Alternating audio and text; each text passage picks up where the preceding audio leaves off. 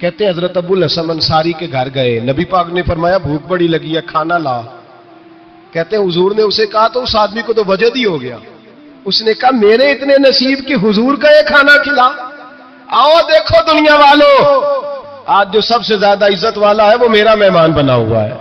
فرماتے ہیں وہ دوڑے گئے، بکری اٹھائی، ذبح کی، بیوی کو کہنے لگے روٹی تیار کر، ادھر کھجوریں توڑی، انگور توڑے، کہنے لگے حضور آپ جب تک تناول کریں تب تک کھانا پک جاتا ہے۔ حضرت عمر کہتے ہیں روٹی پک کے آئی، بڑا پیارا گوشت، بڑا اچھا سالن، بڑا خوبصورت خلوص والا کھانا۔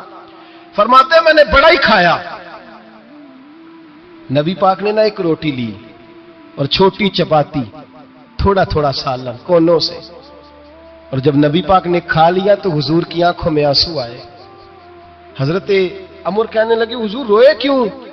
نبی پاک نے فرمایا سوچتا ہوں 7 دن کے فاقے کے بعد کھایا ہے، پر ڈرتا ہوں رب اس کا حساب پوچھے گا تو جواب کیسے دینا ہے، اس کا حساب بھی تو دینا ہے نا جو کھایا ہے۔ تو حضرت عمر فاروق کے ہاتھ میں کچھ چیز تھی، زور سے زمین پہ ماری، کہا محبوبہ 7 دن کے بعد بھی روٹی کھائے تو حساب دینا ہے۔ نبی پاک فرمانے لگے عمر وہ مالک ہے نا، تو جب دیتا ہے تو حساب نہیں لے سکتا، حساب تو دینا ہے، حساب تو دینا ہے، تیاری رکھو۔ صحابہ کرام فرماتے ہم نے ارادہ کیا کہ آج کے بعد ہم پھر فاقے کریں گے، کم کھائیں گے، اس لیے کہ حساب دینا ہے۔ میرے بھائی وہ فاقہ کشی کرتے تھے، ڈرتے تھے۔ یہاں تو لوگ کھا کے بیمار ہیں، کھاتے جا رہے ہیں، سوتے جا رہے ہیں، کھاتے جا رہے ہیں، سوتے جا رہے ہیں۔ یہ بھی وقت آئے گا رمضان شریف کا، سویرے درس پہ آؤ کہتے نیند بڑی آتی ہے، سویرے 2 سپارے پڑھ کے سویا کرو کہتے صاحب نیند بڑی آتی ہے، فجر کے بعد ہی تو وقت ہوتا ہے اللہ اللہ کرنے کا، شہری کا، کھاتے جا رہے ہیں، سوتے۔ لوگ جماعت سے نماز نہیں پڑھتے سو جاتے، جماعت کا ثواب چھوڑ کے سو جائیں گے۔ بھائی رمضان المبارک میں فاقہ کشی کی ٹریننگ ہوتی ہے، فاقہ کشی کی تربیت لے، رمضان میں روکے اپنے آپ کو، تربیت ہوگی۔ اور ہمارے صوفیاء فرماتے ہیں جو زیادہ کھاتا ہے اس کا نفس اس کو زیادہ پہ مائل کرتا ہے، خواہشات نفس پیدا ہوتی ہیں۔ میرے نبی پاک علیہ السلام نے جوانوں کو حکم دیا ہے یا معاشر الشباب، او جوانوں، یا رسول اللہ کیا حکم ہے؟ فرمایا یا نکاح کر لو اگر طاقت ہے، نہیں طاقت تو روزے رکھو۔ حضور روزے سے کیا ہوگا؟ فرمایا تمہارا نفس کچلا جائے گا، شیطان وسوسہ اندوزی نہیں کرے گا۔ آج نوجوان بڑھ بڑھ کے کھاتا ہے، بہت زیادہ کھاتا ہے، کبھی اس ہوٹل سے کھاتا ہے، کبھی اس ہوٹل سے کھاتا ہے۔ اتنا زیادہ کھائیں گے تو نفسانی قوتیں اچھل کر کے آئیں گی، مشکل ہو جائے گا۔ شادیاں دیر سے ہوتی ہیں، ماں باپ آنکھیں بند کر کے بیٹھے ہوئے ہیں۔ اگر ماں باپ کی ذمہ داری ہو اور ماں باپ نکاح نہ کرے تو نبی پاک نے فرمایا بچے گناہ کریں گے تو جتنا گناہ بچے کو اتنا باپ کو بھی ہوگا۔ تو ماں باپ چپ ہیں، دوسرا شادی مشکل بڑی ہے، مہنگی بڑی، اور تیسرا نہیں کر رہے کچھ لوگ تو روزے بھی نہیں رکھ رہے۔ تو رمضان ان کے لیے بھی وقت ہے، نفسانی قوتیں کچلی جائیں گی، کھانا جتنا کم کھایا جائے گا اتنا وجود کے اندر نفسانی خواہشات کم پیدا ہوں۔ تو رمضان تو پریکٹس ہے مجاہدے کی، دین کی۔ اور دوسرا میرے حبیب پاک صلی اللہ علیہ وسلم نے فرمایا ہے، حضور فرماتے ہیں کہ رمضان اور قرآن کا آپس میں رشتہ ہے۔ قرآن پاک کتنا پڑھنا چاہیے روزانہ؟ زیادہ سے اللہ جزا دے، امید ہے آپ زیادہ سے زیادہ ہی پڑھتے ہوں گے۔ بھائی سنیں، حدیث مبارکہ میں نبی پاک نے فرمایا رمضان اور قرآن دونوں مل کے نا، بڑی پیاری حدیث ہے، فرمایا دونوں مل کے اللہ کی بارگاہ میں میری امت کی سفارش کریں گے، رمضان اور اللہ اکبر۔ کس طرح؟ نبی پاک فرماتے ہیں رمضان کہے گا اے اللہ دن کے وقت میں نے اسے تیری رضا کے لیے کھانے پینے سے باز رکھا، اور قرآن کہے گا یا اللہ رات کو تیری رضا کے لیے کھڑا ہو کے یہ قرآن سنتا تھا۔ رمضان اور قرآن دونوں سفارش کریں گے۔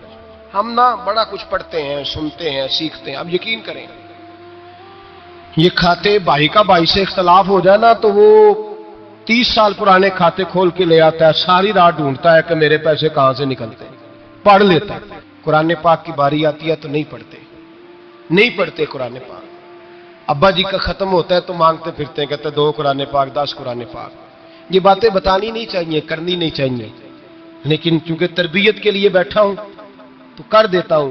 میرے شاگردوں سے پوچھیں، یہاں مدرسہ ہے الحمدللہ، درجنوں طلباء ہیں، اساتذہ ہیں، میرے پیر بھائی ہیں، اور میرا یہ دعویٰ ہے کہ شاید کوئی کسی سے اتنا پیار کرتا ہو جتنے میرے شاگرد اور مرید مجھ سے کرتے ہیں۔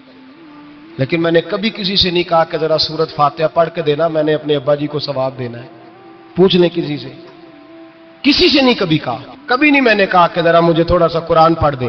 میں اس کو ناجائز نہیں کہتا، پڑھوانا چاہیے، لیکن میں اپنے والدین کے لیے کبھی سوال نہیں کرتا کہ مجھے ذرا پڑھ کے دو، میں نے بخشنا ہے، اس لیے کہ میں نے ذاتی طور پہ روٹین بنائی ہے۔ میں سمجھتا ہوں کہ کائنات کے اندر میرے اوپر جن لوگوں نے احسان کیے ان میں سب سے زیادہ حصہ میرے ماں باپ کا ہے۔ میں سمجھتا ہوں اس بات، کتنا نالائق ہوں میں کہ میں ایک مہینے میں ایک قرآن پاک بھی پڑھ کے ان کی روح کو احسان نہیں کر سکتا۔ میرا یہ طریقہ ہے ذاتی، میں قدغن نہیں لگاتا، میرا ذاتی طریقہ یہ، الحمد سے شروع کرو اور 2 سورتیں چھوڑ کے قرآن پاک ختم کر دو آخری، اور پھر فلق اور ناس صورتیں ساتھ لے جاؤ، یہاں بیٹھ کے سالے ثواب نہیں کرنا، ختم نہیں دلانا، ساتھ لے جاؤ، قبر پہ کھڑے ہو جاؤ اور فلق اور ناس صورتیں قبر پہ بیٹھ کے تلاوت کرو، اور جو قرآن مجید پڑھا ہے ان کی روح کو وہاں احسال کرو۔ او بھائی، اولاد جب ماں باپ کے لیے پڑھتی ہے تو اسے کہنا نہیں پڑتا اللہ بخش دے، اس لیے کہ اولاد کی نیکیاں خود بخود ماں باپ کے کھاتے میں جمع ہوتی ہیں، خود نیکیاں جمع ہوتی ہیں۔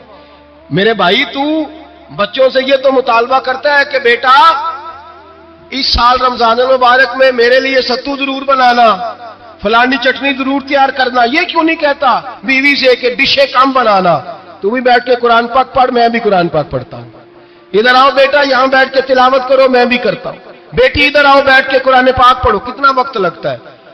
حافظ اور قاری اور علماء اگر پڑھے تو 20-25 منٹ لگتے ہیں قرآن پاک کا سپارہ پڑھنے، اور اٹک اٹک کے پڑھنے والا بھی پڑھے تو 1 گھنٹہ لگ جائے گا۔ اور میرے نبی پاک صلی اللہ علیہ وسلم نے فرمایا جو قرآن پڑھتے ہوئے اٹکتا ہے اللہ اسے ڈبل ثواب عطا فرماتا ہے۔ فرمایا جو زبانی پڑھے سنگل ثواب، جو دیکھ کے پڑھے اسے ڈبل ثواب۔ حضور کیوں؟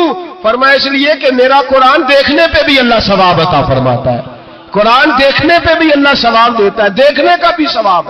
رمضان شریف میں قرآن پاک پڑھے، کھول کے پڑھے، اور میرے بھائی اگر تیرا بچہ پڑھے، اگر تیری بیٹی پڑھے، کائنات کا خوش نصیب باپ وہ ہے کہ بیٹا قرآن پڑھے، چاہے ناظرہ ہی پڑھے، جس کی بیٹی پڑھے، زندگی میں انہیں اس کام پہ لگا جاؤ، مرنے کے بعد بھی پڑھیں گے۔ امام جلال الدین سیوطی شافعی رحمت اللہ علیہ فرماتے حضرت عیسیٰ قبر کے پاس سے گزرے، قبر پہ عذاب ہو رہا تھا، اللہ کا غضب برس رہا تھا، جناب عیسیٰ استغفار پڑھتے ڈرتے گزر گئے، تھوڑی دیر کے بعد چند گھنٹوں کے بعد گزرے تو اسی قبر پہ پھول کھلے ہوئے تھے، رحمت برس رہی تھی۔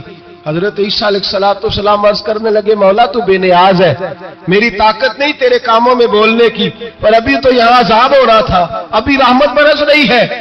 جناب عیسیٰ کہتے ہیں آواز خدا بندی آئی، عیسیٰ بندہ بڑا گناہگار تھا، پاپی تھا، مجرم تھا، خطا کار تھا، لیکن جب اس کا انتقال ہوا اس کی بیوی حاملہ تھی، اس کے پیٹ میں بچہ تھا، بچہ اس کے انتقال کے بعد پیدا ہوا، آج وہ 4-4.5 سال کا ہوا ہے، مکتب میں گیا ہے، مدرسہ میں گیا ہے، استاد نے بسم اللہ شریف پڑھائی ہے، فرمایا اس نے توتلی زبان سے کہا ہے بسم اللہ الرحمن الرحیم، کہ ایسا مجھے بتلا اس زمین پر وہ معصوم جسے ابھی رحمان اور رحیم کہنا نہیں آتا، وہ توتلی زبان سے مجھے رحمان اور رحیم کہے اور میں اسی زمین پہ اس کے باپ کو عذاب دوں؟ فرمایا اس نے 1 بار رحمان اور رحیم کہا ہے، میں نے اس کی باپ کی قبر کو نور سے معمور فرما دیا ہے، نور سے بھر دی ہے قبر، برکت سے بھر دی ہے۔ اللہ کرے میرے بیٹے بھی قرآن پڑھے، اللہ کرے میری بیٹیاں بھی قرآن پڑھے، اللہ کرے ہم سب کی اولادیں قرآن پاک پڑھے۔ لیکن نا امام اعظم ابو حنیفہ رمضان میں 61 قرآن پاک پڑھتے تھے، کتنے؟ 60 تے 1، اللہ اکبر، ایک قرآن پاک دن میں پڑھتے پورا، ایک رات کو پڑھتے، ایک تراویح میں پڑھتے، 61 قرآن پاک امام صاحب پڑھتے۔ آپ فرماتے میں نے چھوڑ دیے سارے وظیفے، میں صرف رسول اللہ کا قرآن پڑھتا ہوں، رمضان سارا قرآن پاک، سارا رمضان۔ اب تو عادت ہی نہیں رہی ہمیں قرآن پاک، اگر لوگ ناراض نہ ہو تو محفل نعت ہوتی ہے تو تلاوتیں کتنی ہوتی ہیں، اور نعتیں ہم نے ذوق ہی نہیں بنایا، ذوق ہی نہیں بنایا ہم نے تلاوت قرآن کا، اس لیے کہ قراء علماء فقراء ان کو ہم تیار ہی نہیں کر رہے، ہم تو ایکٹر پال رہے ہیں جو پیسے لیتے ہیں نعت خوانی کے، معاذ اللہ۔ او میرے بھائی، کیا قرآن میرے نبی کی نعت نہیں؟ حضرت عائشہ صدیقہ رضی اللہ تعالیٰ عنہ کے پاس صحابہ گئے، کہنے لگے اماں جی ہمیں نبی پاک کا اخلاق بتلائیں.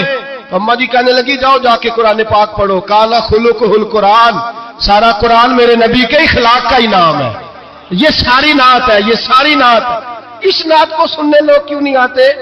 اتنا راش میں اپنے نعت میں اتنا تراوی پہ کیوں نہیں ہوتا؟ اور ملت کا جوان یاد رکھے، بوڑھے تراویاں پڑھتے ہیں، ضعیف تراویاں پڑھتے ہیں، گھٹنوں میں درد ہے تراویاں پڑھتے ہیں، بیمار بوڑھے تراویاں پڑھتے ہیں، جوان وہاں چوک میں کھڑے. کیا جوانی اس لیے ہے چوکوں میں کھڑا ہوا جائے؟ کیا جوانی اس لیے ہے کہ سعودی عرب جانے کے لیے پاسپورٹ بنانا ہو تو 2.5 گھنٹے کھڑا رہے؟ تو شناختی کارڈ کے دفتر تو کھڑا رہے، پروٹیکٹر کے لیے کھڑا رہے، کافروں کے سامنے کاسا لیسی کرنے کے لیے تو کھڑا رہے، تو نوکری پہ جائے تو ساری رات کھڑا رہے، اور تو قرآن کے لیے کھڑا نہیں ہوتا؟ میرے محبوب نے فرمایا من قام ایمانا واحتسابا غفر له ما تقدم من ذنبه. فرمایا جو رمضان المبارک میں اللہ کی رضا کے لیے گناہوں کی معافی کے ارادے سے قیام کرے گا، راتوں کو عبادت کرے گا، اللہ اس کے پچھلے سارے گناہ معاف فرما دے گا. نوجوان ارادہ کریں، پروگرام بنائیں کہ انشاءاللہ قرآن پڑھنا بھی ہے، قرآن پڑھوانا بھی ہے، سننا بھی ہے، اور انشاءاللہ بولیے سننا بھی ہے اور پڑھنا بھی ہے اور پڑھانا بھی. ہمت کریں، دلیری کریں، آ کے کھڑے تو ہو، اللہ توفیق عطا کرے گا. پہلی بات یہ کہ روزہ رکھیں، دوسری بات یہ کہ قرآن پاک کی تلاوت کریں، اور روزہ رکھیں تو روزے کے سارے حسن سمیت اسے رکھیں. نبی پاک نے فرمایا رمضان غمخاری کا مہینہ ہے، غمخاری کریں. ہمارے زمانے میں 2 قسم کی تکلیفیں ہیں. ایک تو غریب آدمی، اس کا حال یہ ہے کہ وہ مانگتے ہی گزارا کرنا چاہتا ہے. اس نے ہاتھ یوں کر لیا ہے تو اب اس کا یوں ہونے کو تیار نہیں. ضرورت اگر کسی آدمی کو کسی دروازے پہ لے جاتی ہے تو برا نہیں، لیکن سوال کا اپنے اوپر دروازہ کھول لینا یہ ٹھیک نہیں. فاقہ کشی پیدا کریں، حوصلہ پیدا کریں، تھوڑے پہ گزارا کرنا سیکھیں. غریبوں کو بھی اجازت نہیں کہ وہ نکل کھڑے ہوں میدان میں مانگنے کے لیے. ٹولیاں نکلتی ہیں رمضان میں، جتھے نکلتے ہیں خیرات کٹھی کرنے والے. بچیں. میرے نبی پاک صلی اللہ علیہ وسلم نے فرمایا جس نے بغیر ضرورت کے سوال کیا، جب قیامت کے دن آئے گا تو اس کے چہرے کے اوپر گوشت نہیں ہوگا، صرف ڈھانچہ ہی ہوگا. اتنی بھیانک صورت میں آئے. بغیر اشد ضرورت کے سوال نہ کر، کبھی سوال نہ کر. اور امیروں سے گزارش ہے کہ رمضان ہمدردی کا مہینہ ہے، ہمدردی کریں تو سامنے والے کی عزت کا بھی خیال کریں. یہ بات درست ہے کہ غریب سیاڑا نہیں ہوتا، اس لیے کہ جس کی جیب میں پیسے نہیں ہوتے بھائی اسے عقل بھی نہیں ہوتی. جس کے گھر کار نہیں ہوتی اسے چلانے کا طریقہ، جس کے گھر اوون نہیں ہوتا اسے چلانے کا طریقہ بھی نہیں آتا. جس کے گھر میں چیزیں ہوتی ہیں اسے چلانا بھی آ جاتا ہے. جدے گھر دانے اور کملے بھی اس کے سیانے ہو جاتے ہیں. تو چودھری صاحب، سیٹھ صاحب، نواب صاحب آٹا تقسیم کرتے ہیں، کھڑے ہو کے فوٹو کھچاتے ہیں، فیس بک پہ دیتے ہیں، اور ایک آٹے کا تھیلا اور 10 اخباروں میں فوٹو. اللہ سے ڈریں. رمضان ہمدردی کا مہینہ، ہمدردی کا. غریب کو دیں تو اس کی عزت کو رسوا نہ کریں. میرے نبی پاک علیہ السلام کے صحابی حضرت عبداللہ ابن عمر رضی اللہ تعالیٰ عنہ ڈھونڈ کے لاتے تھے مسکینوں کو، ڈھونڈ کے، اور جب لاتے تھے تو اپنے دسترخوان پر بٹھا کر اپنے ساتھ افطاری کرایا کرتے تھے. اور پھر فرمایا اللہ تعالیٰ نے لن تنالوا البر حتی تنفقوا مما تحبون، اللہ کے راستے میں وہ چیز دینی ہے جو تمہیں زیادہ پیاری ہو. کون سی چیز جو تمہیں؟ میں تھوڑا سا بے باک ہوں، بعض دوستوں کے ساتھ، سب کے ساتھ نہیں.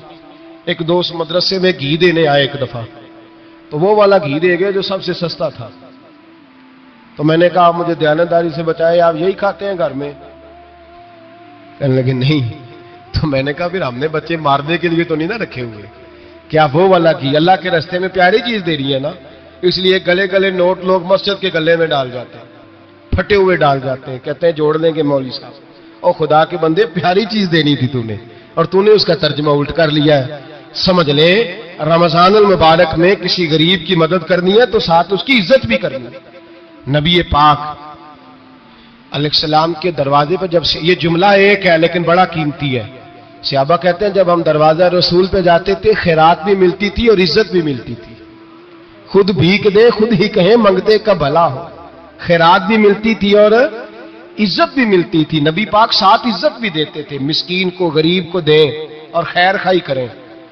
جوتے بیچنے والے جوتوں کے ریٹ سستے کریں, کپڑا بیچنے والے کپڑے کا ریٹ, درزی صاحب بھی ریٹ سستا کریں, دکاندار بھی چیزوں کا ریٹ, حکیم صاحب پیسے کم لیں, ڈاکٹر پیسے کم کریں, حکومت نرخوں میں کمی کرے, اور یہ کام اجتماعی طور پہ کرے. میرے نبی پاک نے فرمایا رمضان غمخواری کا مہینہ ہے, اس میں غمخواری کرنی ہے, دوسرے کا خیال کریں, اظہار کریں, قربانی کریں.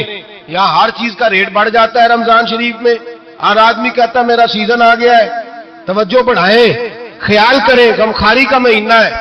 اور پھر آپ لوگوں سے یہ بھی گزارش ہے کہ رمضان المبارک کا جب مہینہ آئے تو جس آدمی کے ساتھ نیکی کرنی ہے وقت پہ کریں. کسی غریب کو پیسے دینے ہیں, کپڑے دینے ہیں تو یکم رمضان کو دیں. میں اکثر دوستوں سے پوچھتا ہوں, میں کہتا ہوں قاری صاحب نو جوڑا کدو دیندے ہو؟ کہندے 27ویں والے دن. میں کہ مینوں لگ گئی سمجھ, تہاڈی سازش ہے کہ جڑے سواں کے پا نہ لوے. ایویں مولوی چودھری صاحب دے نال دے کپڑے پا لے تے کتے لکھیا اینوں دینا 27ویں. تسی دسو 27ویں والے دن کو درزی سی کے دیندا ہے, اونوں 3 گنا بھی پیسے دئیے تے کہندا جڑے باقی نے انہاں دے نہیں بٹن پہ لگ دے میرے کولوں, کتھوں جوڑا سی کے. تو کس دن دیتے ہو قاری صاحب کو؟ کیا مقصد ہے؟ پہننے کے لیے دے رہے ہو یا اس لیے دے رہے ہو کہ نہ پہن سکے؟ تو بھائی آپ جب کسی کو کچھ چیز دیں گے تو کب دیں گے؟ جب وہ استعمال کر سکے. غریب کو لوگ فطرانہ دینے جاتے ہیں عید سے 1 دن پہلے, تو کیا کرے گا اس کا؟ وہ نہ تو کپڑے خرید سکا نہ روٹی لا سکا. بلکہ میرے حضرت صاحب فرماتے ہیں رمضان سے پہلے دے دو, رمضان کی نیت کر کے رمضان سے 1-2 دن پہلے دے دو, اللہ رمضان جتنا ثواب ہی عطا فرمائے گا. رمضان سے پہلے دو جس کو کچھ ہے دن, قبل از وقت تیاری کرو. اور میرے قبلہ حضرت صاحب فرمایا کرتے اپنے کپڑے بعد میں, غریب کے بچوں کے کپڑے پہلے, اپنے گھر کی ضروریات بعد میں, غریبوں کی ضروریات. اس لیے کہ اللہ پاک نے ان کا رزق بھی ہمارے گھر بھیج دیا ہے. ہماری ڈیوٹی لگائی ہے کہ تم نے بانٹنا, بانٹنے والے بنو. اور یہ ذہن بنائے کہ پتہ نہیں کس کا حصہ تھا جو اللہ نے میرے گھر بھیجا. یہ ذہن بنا کے بانٹ. اور جس کو دینے جائیں, ہاں آپ کو اجازت ہے تھوڑا بہت پتہ کرنے کی, لیکن تھوڑا بہت تفتیش کرنے کی اجازت, بال کی کھال اتارنے کی اجازت. میں نے دیکھا ہے لوگ غریبوں کا انٹرویو لیتے ہیں, تیرا تو فلانا کمانے والا نہیں, تیرا تو فلاں بچہ. او بھائی بہت سارے غریب ایسے ہیں, بڑے ہیں, جو کمانے کی کوشش کرتے ہیں لیکن ان کا سبب نہیں بنتا. ہاں ہے ایسے لوگ جو سعودی عرب چلے گئے ہیں, کہتے ہیں تیرا تو فلاں باہر نہیں گیا. گیا ہے, لیکن سارے سعودی عرب جانے والے بھی مال کمانے کی طاقت نہیں رکھتے. کئی وہاں بھی بیٹھ کے بیچارے قرضوں میں الجھے ہوئے ہیں, وہاں والوں کے ظلم کا شکار ہیں, بہت ساری آزمائشوں میں. تو تفتیش کرتا ہے. میرے امام شافعی کا ایک جملہ اگر آپ کو یاد رہ گیا تو بات بن جائے گی. امام شافعی رحمت اللہ, بلکہ حضرت غوث اعظم جیلانی کے پاس وہ بات آپ کو زیادہ فائدہ دے گی. حضرت غوث اعظم جیلانی کو ان کا ایک مرید سمجھانے لگ گیا, کہنے لگا حضرت جی آپ سب کو دیتے رہتے ہیں, ہر بندہ مستحق نہیں ہوتا, ذرا ٹٹول کے دیا کریں. تو غوث اعظم جیلانی فرمانے لگے بھائی مجھے تو لگتا ہے تو بھی ان چیزوں کا مستحق نہیں تھا جو اللہ نے تجھے عطا کر دی ہے. پہلے تو بتا تو مستحق تھا, تجھے اپنی حیثیت اوقات کا پتہ ہے جو اللہ نے تجھے دے دی ہے؟ طاقت تھی, کوالٹی تھی, تیرے اندر وہ صلاحیت تھی. رب نے تو نہیں تیری تفتیش کی کہ تو قابل ہے کہ نہیں, تو اللہ کے بندوں کی تفتیش کرتا پڑتا ہے. امام شافعی فرمایا کرتے, امام شافعی فرماتے رب تجھے پرکھ کے نہیں دیتا, ٹٹول کے نہیں دیتا, رسوا کر کے نہیں دیتا. تو غریبوں کے ساتھ یہ سارا ظلم کیوں کرتا ہے؟ بس پتہ چل گیا وہ ضرورت مند ہے تو دے. اس لیے کہ اجر تجھے غریب نے نہیں دینا, اجر اللہ نے دینا ہے. اور اللہ اجر عمل پہ نہیں دیتا, اللہ تو نیت پہ اجر عطا فرماتا ہے. تو نیت دیکھ تیری کس طرح کی. تو میرے بھائی غریب کو دیں, قبل از وقت دیں. رمضان مبارک میں چوتھا کام, بات آخری اور چوتھا کام سنیں, رمضان میں دین سیکھیں.